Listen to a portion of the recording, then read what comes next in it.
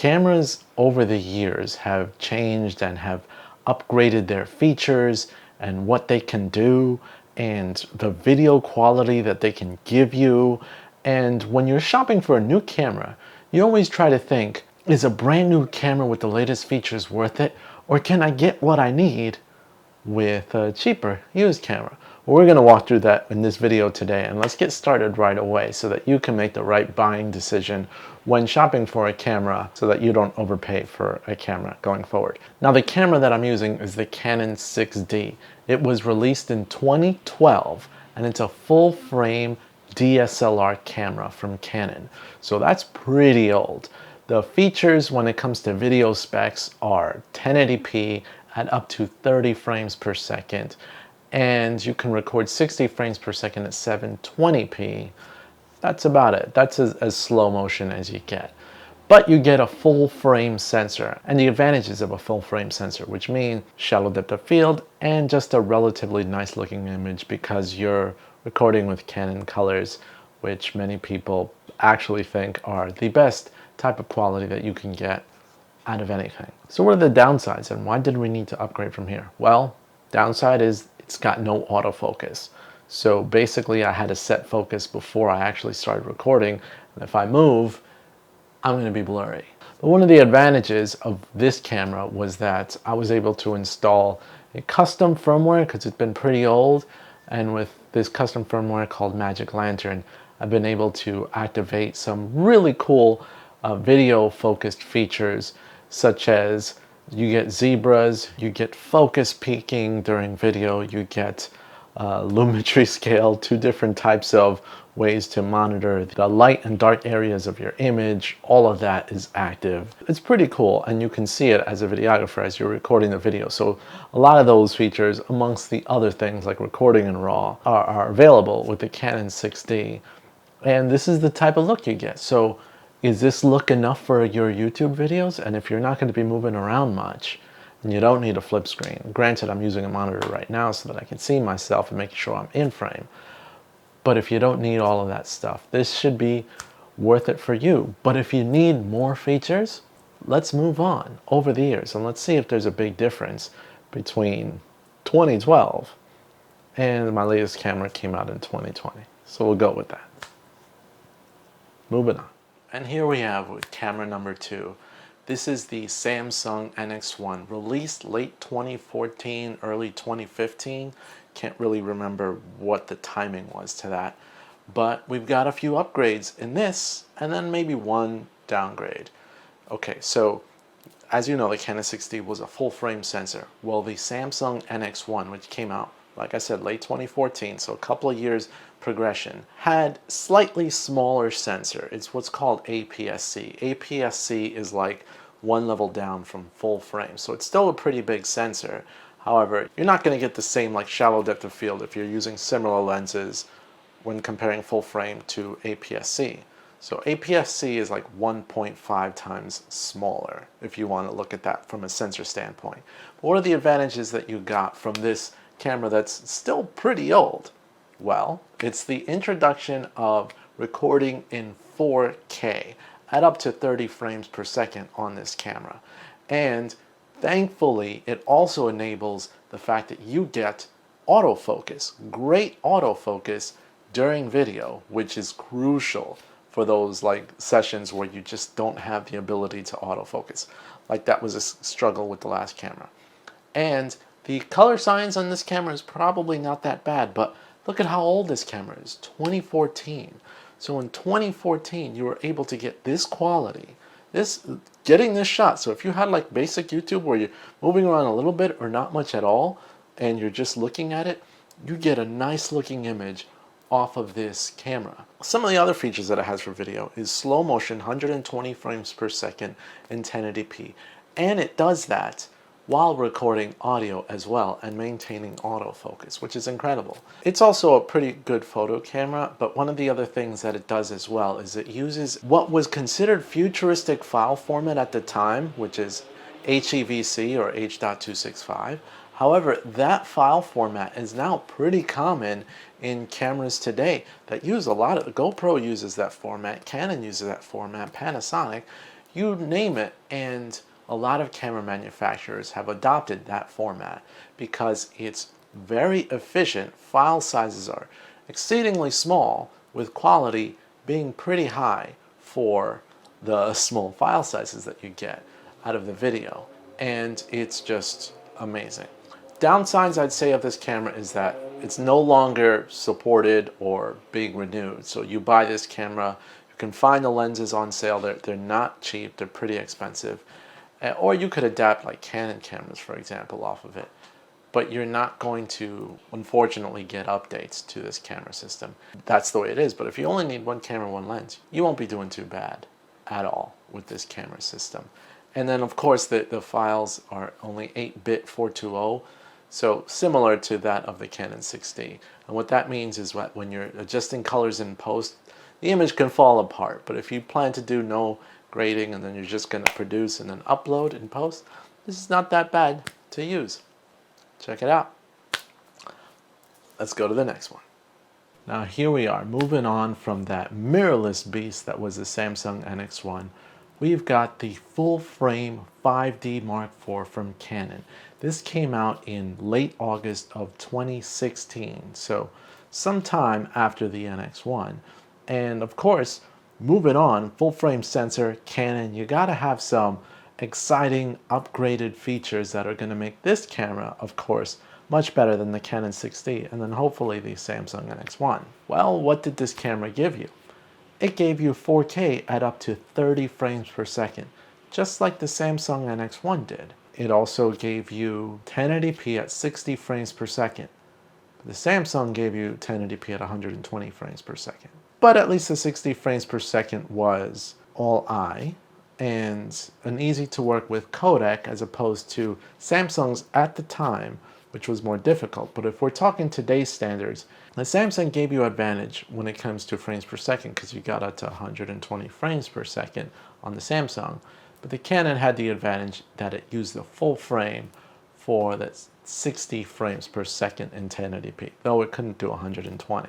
So you've got that, but you've also got excellent, amazing dual pixel autofocus that, in my opinion, slightly outperforms that of the Samsung, because the Samsung would get distracted by your hands or whatnot, or put something in front of it, which could be useful if you're like showing products and you just show the product up here. The Samsung would catch on to what's in front, while the Canon 5D Mark IV didn't, because Canon 5D Mark IV implemented its face detect autofocus. So I move my face around and nothing else off the either side will distract the shot or the frame or anything like that, and we're good. What are the other groundbreaking video features that you'll get out of this? Because you're purchasing now a camera that's a lot more expensive and a lot more modern than any of the other ones, since they were still a couple years old. Well, you get, like I said, 4K up to 30 frames per second. However, that 4K is severely cropped. And that 4K is cropped 1.76 times from the full frame, which, if you think about compared to like the Samsung that we just had, Samsung has 1.5 times crop. 5D Mark IV has a 1.74 times crop. So that's a lot more bigger of a crop. So you don't get the full frame sensor advantage that you would think the 5D Mark IV would give you. Samsung NX1 actually has less of a crop, so that's good. However, the downside is something called rolling shutter. When you pan your shot left and right, you'll notice that sometimes on the Samsung you'd have more of like, it's kind of wobbly jello effect when you pan. There is that in the 5D Mark IV, but less of it. So it's actually an improvement on the 5D Mark IV. One of the biggest downsides, however, is the bit rate of its 4K files. Now the 4K files use the antiquated codec of MJPEG, and that is about 500 megabits per second. The problem isn't so much the bit rate, although it was a problem, but it's the file sizes of this bit rate, as when in terms to that versus image quality and what you get out of that data. And you potentially are throwing away a lot of possible data with that bit rate when you could have had something that's more efficient and uses data more efficiently, but unfortunately 5D did not. And to that, you have to record in 4K on the 5D Mark IV in order to get its best color rendition, which is 8-bit color but 422 rather than 420 like the other color modes. So you get a little bit more quality, but again, it's at a very heavy bit rate, and it's unfortunately kind of a step in the right direction. But another step in the right direction that this camera had, though you had to pay for the upgrade, is that you get Canon log, which allows you to take advantage of the dynamic range of this sensor as much as it possibly could at the time. So it's still not world-class leading dynamic range, but it was a step in the right direction so that we can get more of a filmic look. Though of course 8-bit 422, though a step in the right direction, still had some ways to go. And like I said, that MJPEG codec was a struggle.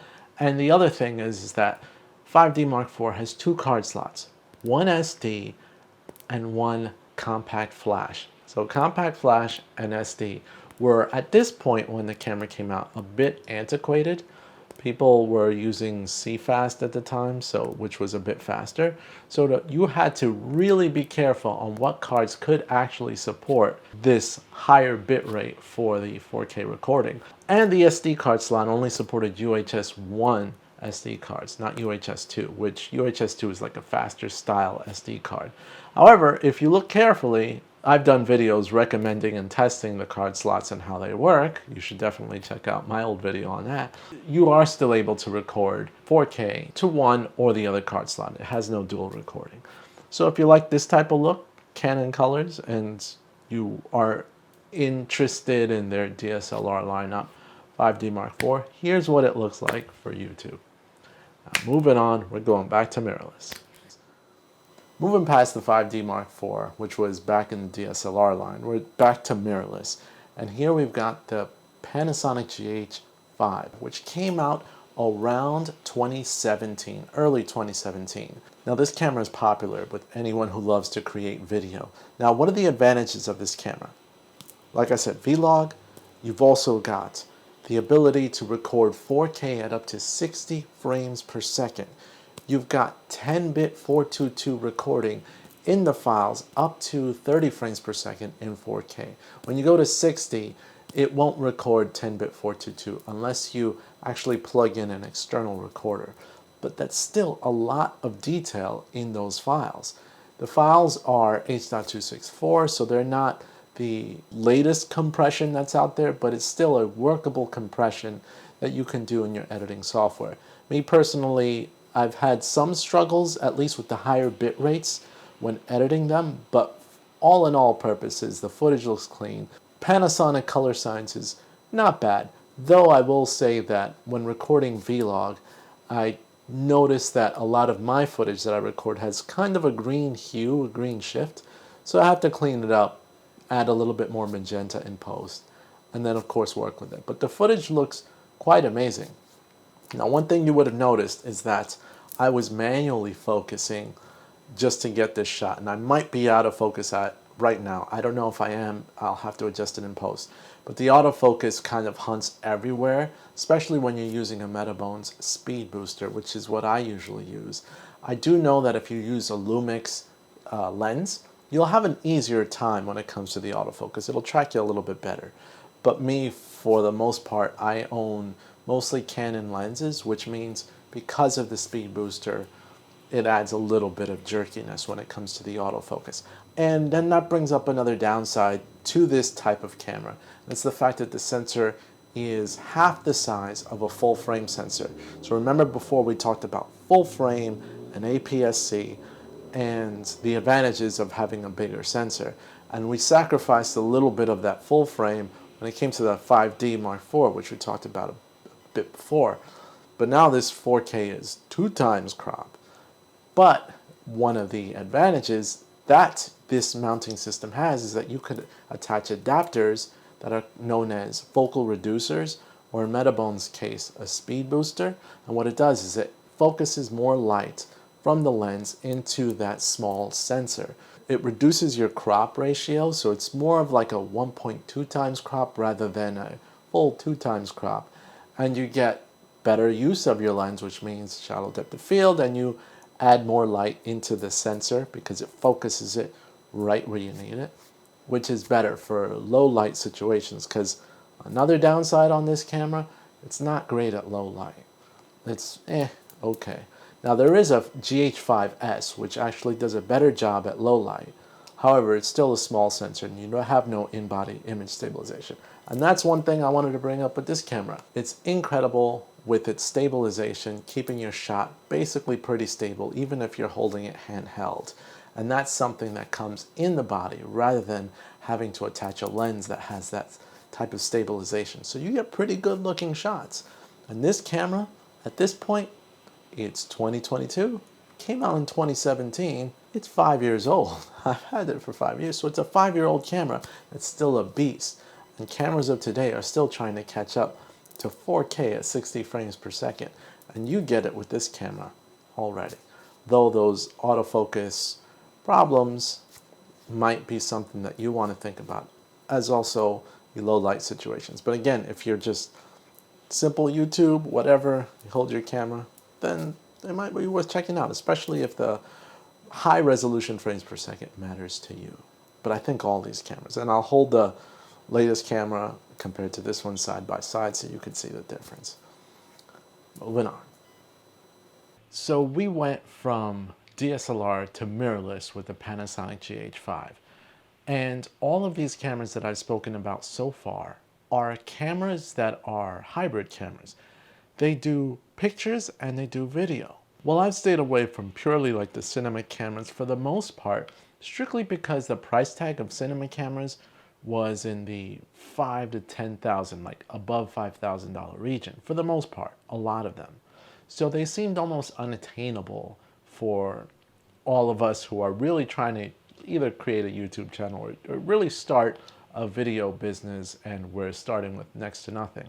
Blackmagic, a company that really focused on bringing video production quality and performance to someone who's like a prosumer or those that are starting out, they really hit it out of the park when they created the Blackmagic Pocket Cinema Camera 4K and gave it a price tag of less than $1,300 and included editing software with that. And that's why we're taking a look at this non-hybrid camera and adding it to the lineup, because if you create YouTube, maybe this might be the affordable camera for you and you don't have to go so old.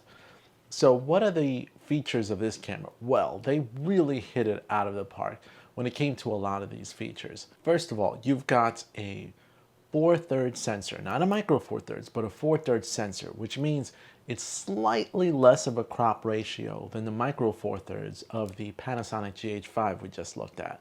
Now, yeah, there's a trade-off there, of course, that you're not getting the full frame that we've been talking about. But like I mentioned in the GH5 video, add a speed booster, which it's the same type of mount that you get on the GH5, and you're close to almost full frame with a shallow depth of field. I've got somewhat of a shallow depth of field off of my 2.8 lens, which is converted to f1.8 thanks to the speed booster. That's like a little over a stop of extra light onto this sensor, which is great. But also, what you get with this camera is next level video features that you would want. First of all, Blackmagic Color Science really makes the quality of what you recorded next level. So you're not going to have any problems with color, but it's also the file formats. Those difficult to work with file formats from cameras that we previously spoke about, such as the 5D Mark IV, or even the Panasonic with its funny file formats, and even the Samsung. You get two great codecs. You get one which is ProRes, and ProRes is one that it may be a fat file, but those ProRes file types make it really easy to edit with in post. But then you also get BRAW, which is raw video editing, which means you could adjust white balance and ISO levels in post. But you also get a dual gain sensor, which means that you actually get improved low light performance when you're at like ISO 1250 or 3200 and clean looking image, which is much better than the GH5, which didn't really have that. You had to get the GH5S. You also get the fact that this is really a cinema camera. It's got a tally light so you know when it's recording. It's got basically one of the easiest menus to use. I mean, it's really simple if you want to just get what you want and that's it. Plus, it can record up to 4K 60 frames per second in that BRAW codec, and it lets you do everything. It's the highest quality footage. You get 12-bit color off of that B-Rock codec, which is, again, we're talking really next generation levels. And then when it comes to what type of media it supports, it does SD cards up to UHS 2, it does CFast cards, and it lets you connect an external SSD so that you can record directly to a hard drive. So all of those media options are just incredible. So why wouldn't you want to get this camera, right? It's got all these great things. Well, here's why.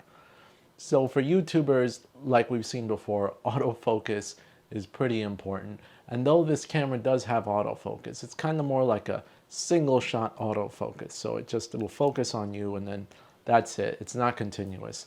I get blurry when I get closer, as you saw there. It doesn't have a flip screen. It's got a 5-inch screen on the back, 1080p, which is great, but it's not flip screen like the GH5 had. And none of the other cameras that I talked about before, 5D Mark IV and the NX1 and the 6D, had a flip screen. So once we got it on the GH5, that was pretty sweet. We don't have that here. And there's no in-body image stabilization, which the GH5 had. We don't have that here. But the dynamic range is great, 13 stops of dynamic range. Nice color, nice looking image, 4K.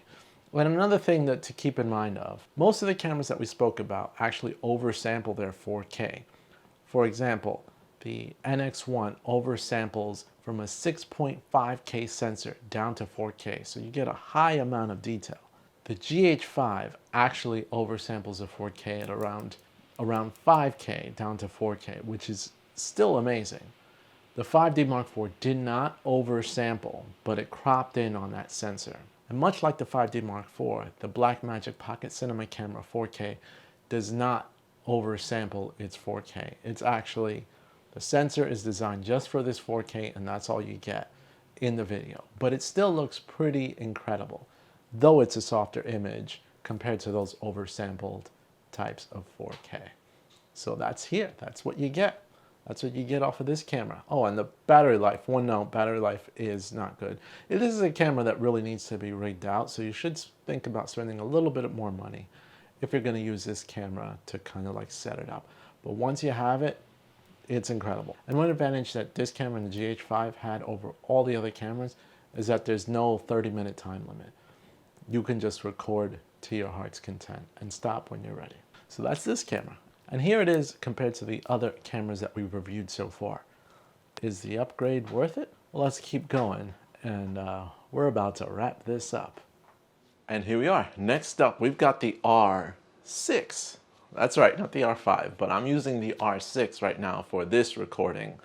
Now, this camera came out at the same time as the R5 in 2020, actually a little bit later than the R5. The R6 itself has many advantages that the R5 has, but kind of takes it down a notch. First of all, one of the real advantages that takes it down a notch is the fact that the camera isn't as expensive as the R5. The R6 is actually in the mid-20s, like $2,500, $2,600, something like that. So over $1,000 cheaper than the R5. You also get the ability to record 4K at 60 frames per second using mostly full frame center. It does crop in the slightest bit for the 4K recording, but you get oversampled 4K from the 20 megapixel sensor. So that's like 5.5K downsampled to 4K. So it's pretty sharp in both regular 4K up to 30 frames per second and up to 60 frames per second. It's still oversampled.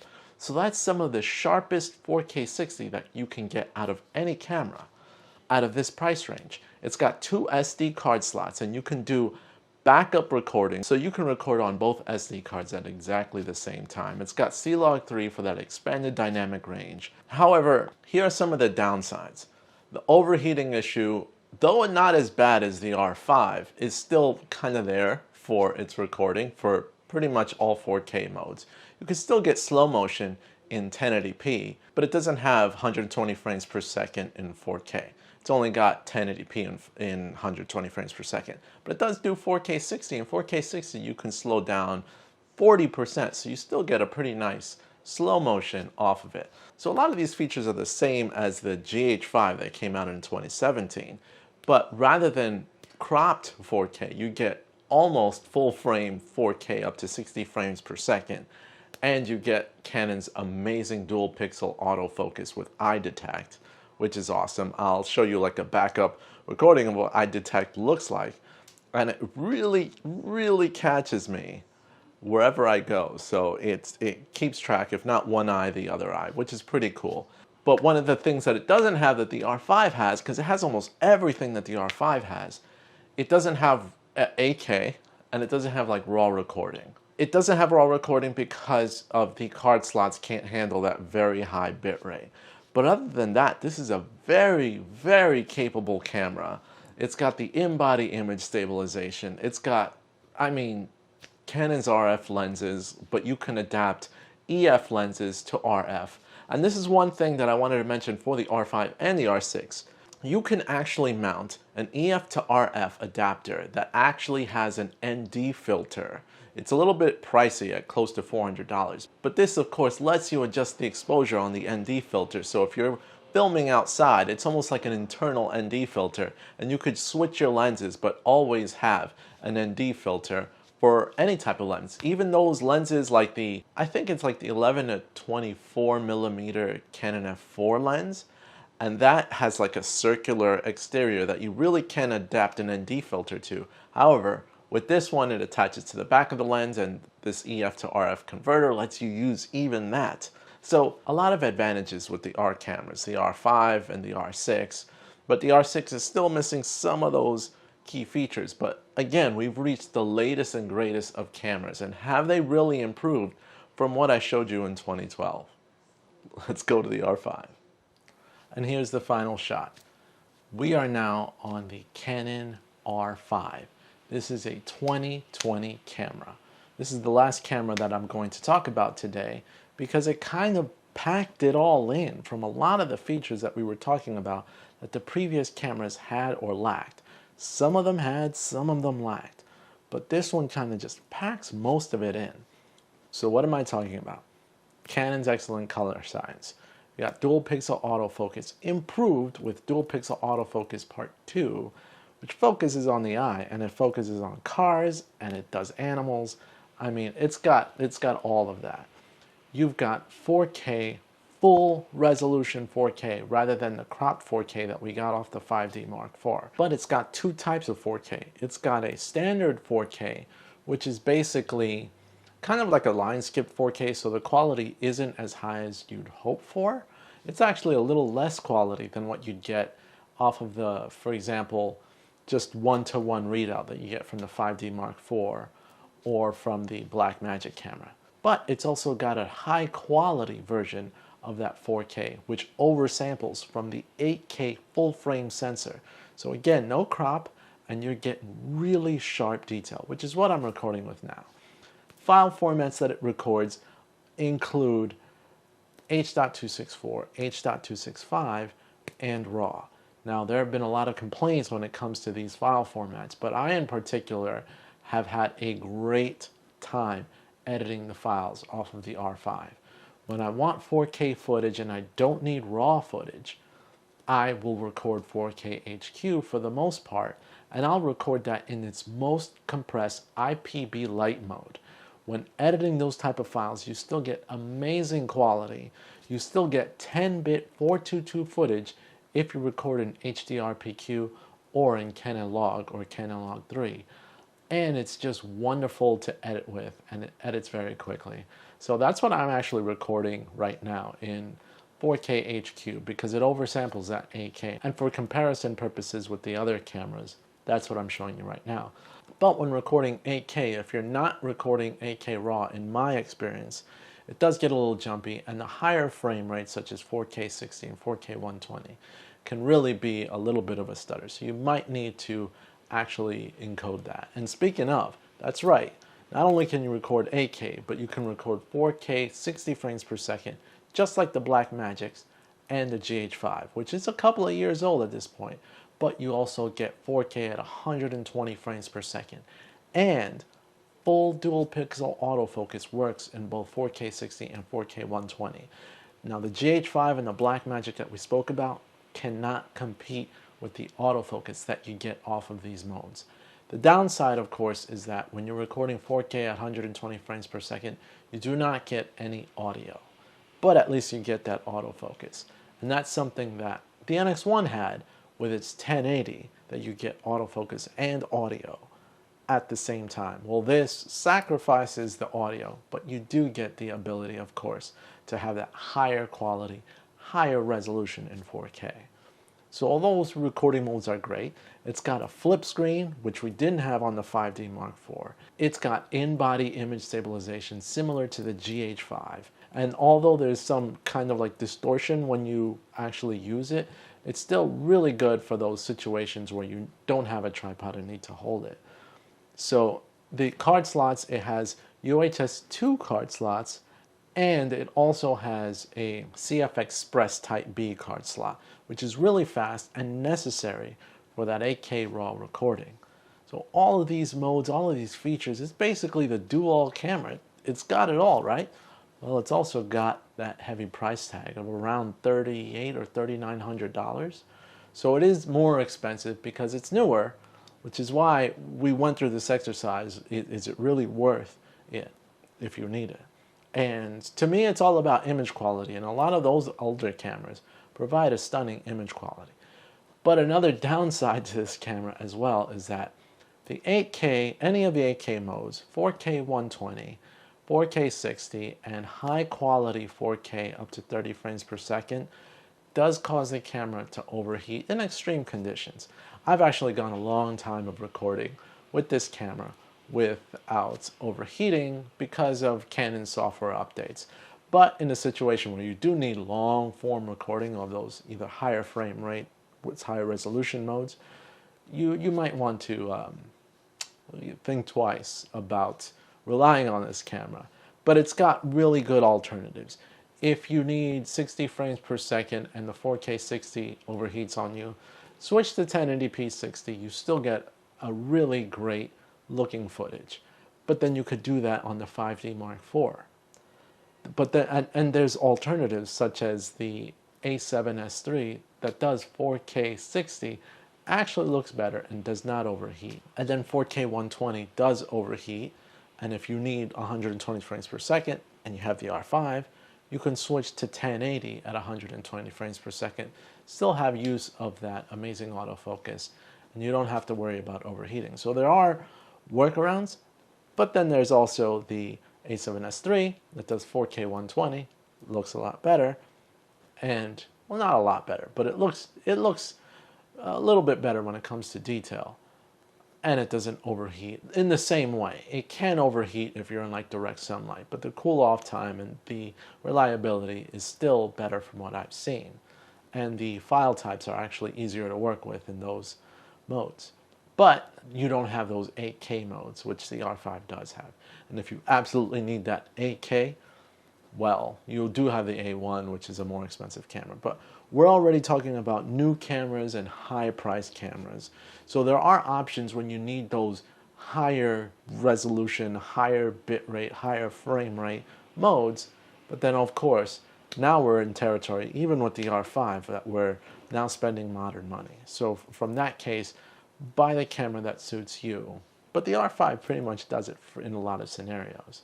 And if you're interested in any of these older cameras, I'll leave the links to them down below so you can compare the prices and see if any of them, new or used, work for you. And just to let you know, those links, if you click on those links, you actually do help out this channel. If you purchase any of those or anything on Amazon after you followed my links, I am affiliated with Amazon, but I will also say that you pay no extra money just for clicking on those links, but you do help out the channel when you do that. So thank you very much for that. So let me know, what do you think about all these cameras? Which one looks the best? If not the best, which one is enough for you if you're thinking about using it for like either YouTube or just small videos or stuff like that? Because again, you don't need to have the latest and greatest to get a great looking image. I still think that the 6D footage from, at this point, 9 years ago, doesn't look too bad. Anyway, thank you as always. I hope this helped you out, and please subscribe if you enjoyed my content and would like to see more. As always, This is Magnus, and I'm out. See you guys later.